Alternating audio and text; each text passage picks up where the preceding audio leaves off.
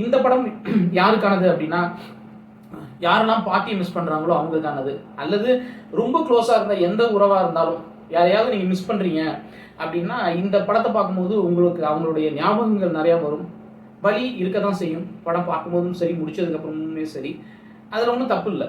வணக்கம், பேரன்புடன் உங்கள் விஜயன்.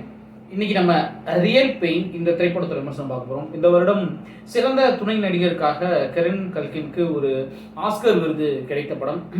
அதுக்கப்புறம் பயங்கர பாப்புலர் ஆகி தியேட்டரில் நல்லாவே ஓடி இப்போ ஜியோ ஹாட்ஸ்டாரில் இங்கிலீஷ் ஆடியோவில் இங்கிலீஷ் சப்டைட்டில்ஸில் அவைலபிளாக இருக்குது. படத்தோட கதை என்ன அப்படின்னா, 2 பங்காளிங்க, ஜெஸ்ஸி எசன்பர்க் அப்புறம் கல்கின். அவங்க 2 பேரும், ஜெஸ்ஸி தான் வந்து இந்த படத்தோட டைரக்டர். அவங்க 2 பேரும் பங்காளிங்க. அவங்க அப்பா 2 பேரும் அண்ணன் தம்பி. அவங்களோட பாட்டி சமீபத்தில் தவறியிருப்பாங்க. அவங்க பாட்டியோட நினைவாக வந்து இவங்க வந்து ஒரு ஜூவிஷ் ஹெரிட்டேஜ் டூர் யூஎஸ்லேருந்து போலாண்ட் போய் அங்கே அவங்க பாட்டி வந்து பேசிக்காக போலாண்ட்லேருந்து அங்கேருந்து வந்து யூஎஸில் குடிபெயர்ந்தவங்க. ஸோ அவங்க சமீபத்தில் தவறியிருந்ததை முன்னிட்டும் அவங்களோட கடைசி ஆசை மாதிரியும் அவங்கள ஹானர் பண்ணுறதுக்காக அப்படி ஒரு விஷயம் இருக்கிறதே இந்த படத்தில் ரொம்ப புதுசாக இருந்துச்சு. அந்த படத்தோட அந்த கான்செப்டே ரொம்ப புதுசாக இருந்துச்சு. இவங்க அங்கே ஒரு ஜூவிஷ் ஹெரிட்டேஜ் டூருக்காக போலாண்ட் போகிறாங்க.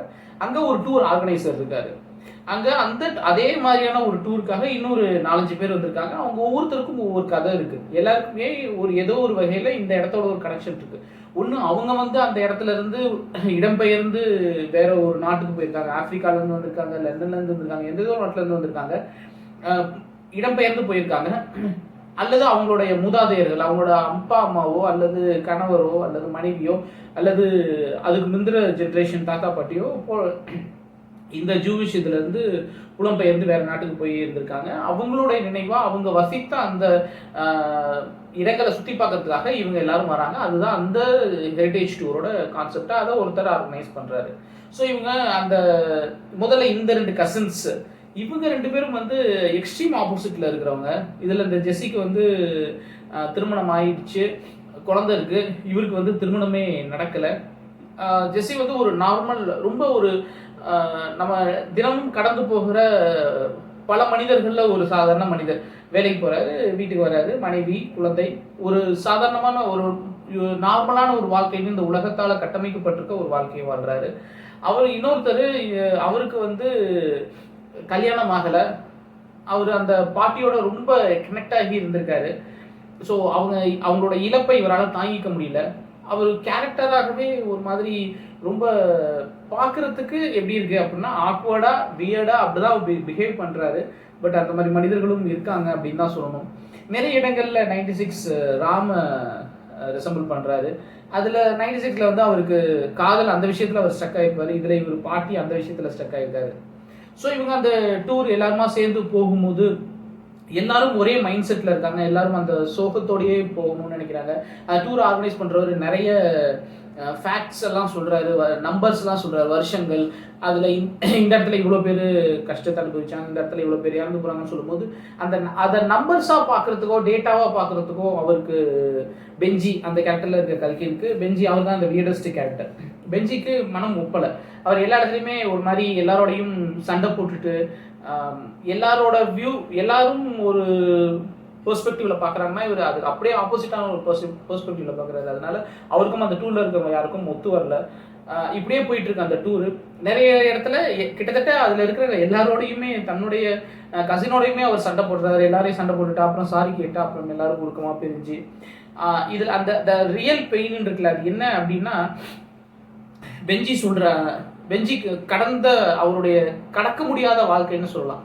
கடந்து போகிறதான வாழ்க்கை அப்படிங்கிறது ரொம்ப காமனாக சொல்லப்படுற அல்லது ரொம்ப ஈஸியாக சொல்லப்படுற ஒரு வார்த்தை. பட் அது கடந்து போகிறது எவ்வளோ கஷ்டம் அப்படின்னு கடக்க முடியாமல் இருக்கிறவங்களுக்கு மட்டும்தான் தெரியும். கடந்து போனவங்களுக்கு தெரியாது. ஏன்னா கடந்து போனவங்க ஏதோ ஒரு வழி அப்படியே கடந்து போகும்போது அது பெருசாக தெரியாது. பட் கடந்து போக முடியாமல் ஸ்ட்ரக்காகி இருக்கிறவங்களுக்கு தான் அதோடைய வழி என்னன்றது தெரியும். அதுக்காக அவங்கள குறை சொல்லவும் முடியாது. சில நேரங்களில் சில மனிதர்கள் மாதிரி ஒவ்வொரு மனுஷனும் ஒவ்வொரு மாதிரி, எல்லாருக்கும் ஒரே மாதிரியான எண்ணங்கள் வரும், எல்லாரும் ஒரே மாதிரி தான் இருப்பாங்க, அல்லது இந்த சமூகம் கட்டமைச்சிருக்கிற அந்த நார்மலான வாழ்க்கைன்னு ஒன்று கட்டமைச்சிருக்குல்ல, அதுதான் எல்லாரும் வாழணும் அப்படின்னு எந்த கட்டாயமும் கிடையாது.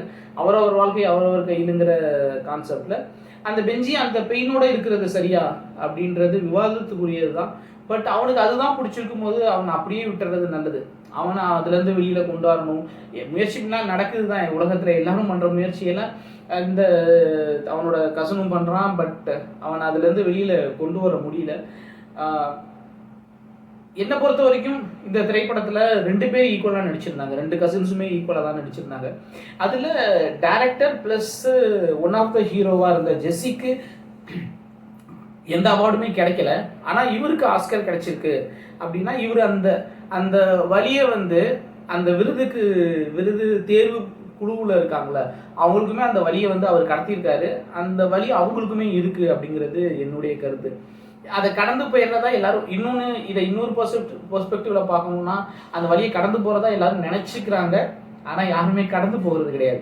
அது ஒரு ஓரமாக ஒதுக்கி வச்சுட்டு மற்ற சோகால்டு லௌதிக வாழ்க்கையில் அப்படியே போயிட்டு இருக்கும்போது அதை யாரும் பெருசாக கண்டுக்கிறது கிடையாது. அது ஒரு சைடில் இருக்க தான் செய்யும். பட் ஒரு சிலருக்கு அது அதிகமாக இருக்கும். அது அவங்களுடைய சொந்த விருப்புகளை பொறுத்து அவங்கள தொந்தரவு பண்ணாமல் இருக்கிறது என்னை பொறுத்த வரைக்கும் நல்லது. இந்த படம் யாருக்கானது அப்படின்னா, யாரெல்லாம் பார்ட்டியை மிஸ் பண்ணுறாங்களோ அவங்களுக்கானது. அல்லது ரொம்ப க்ளோஸாக இருந்த எந்த உறவாக இருந்தாலும் யாரையாவது நீங்கள் மிஸ் பண்ணுறீங்க அப்படின்னா இந்த படத்தை பார்க்கும்போது உங்களுக்கு அவங்களுடைய ஞாபகங்கள் நிறையா வரும். வலி இருக்க தான் செய்யும். படம் பார்க்கும்போதும் சரி, முடிச்சதுக்கப்புறமுமே சரி. அதில் ஒன்றும் தப்பு இல்லை. சொகராகும் சோகம் தானே அப்படின்னு இசைஞானியே பாடியிருக்காரு. அதுலேயும் சோகத்துலேயும் ஒரு சோகம் இருக்குங்கிற மாதிரி அது அந்த அந்த கணம் இருக்குல்ல, அந்த படம் பார்த்ததுக்கு அப்புறம் வர்ற ஒரு கணம், அதுவுமே கூட ஒரு சுகமான சுமை தான் அப்படின்னு சொல்லிட்டு தாராளமாக இந்த திரைப்படத்தை பார்க்கலாம். என்னுடைய ரெக்கமெண்டேஷனில் இந்த மஸ்ட் வாட்ச்னு சொல்லுவேன். மிஸ் பண்ணிடாதீங்க. பொறுமையாக உட்காந்து ஒரு நல்ல ரிலாக்ஸான ஒரு மைண்ட் செட்டில் பாருங்கள். உங்களுக்கு ஒரு நல்ல எக்ஸ்பீரியன்ஸாக இருக்கும். இந்த வருஷம் பிடிச்சது லைக் பண்ணுங்கள், ஷேர் பண்ணுங்கள், கமெண்ட் பண்ணுங்கள். நம்ம சேனல் சப்ஸ்கிரைப் பண்ணுங்கள். அன்பை பகிர்வோம். நன்றி.